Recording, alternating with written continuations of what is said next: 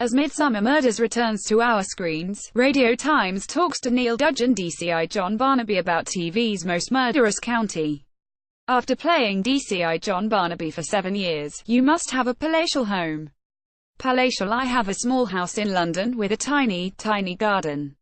When we visit the lovely big houses in Midsomer, I mooch around, very jealously, thinking, ooh, how much would this be? Do you watch Midsomer Murders in your small house? I accidentally came across the beginning of an episode recently, and thought, I'll just watch the first 2 minutes. An hour later my wife, radio producer and director Mary Pete, found me still there. She said, "What are you doing? You spend your whole life making it. Why are you watching it away from Midsomer? Do you live a bohemian lifestyle?" I've just been cleaning out the guinea pigs in shorts and a t-shirt, so it's not that bohemian, more like drudgery. I manage to get to the gym and do some shopping, but my life is mostly doing chores. I hate to disappoint you, but I don't even own a smoking jacket. Do you allow your kids to eat in front of the TV? Yes, we do. When Strictly is on, we can't pause that, so we have tea on our knees.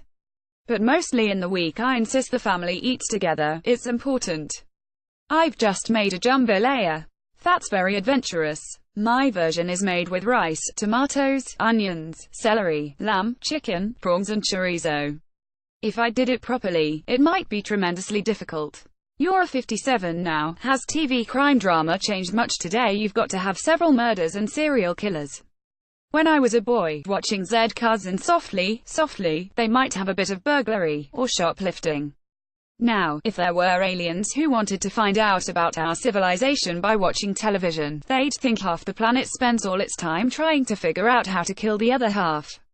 Scandi noir and its dark British equivalent seem to mainly murder women.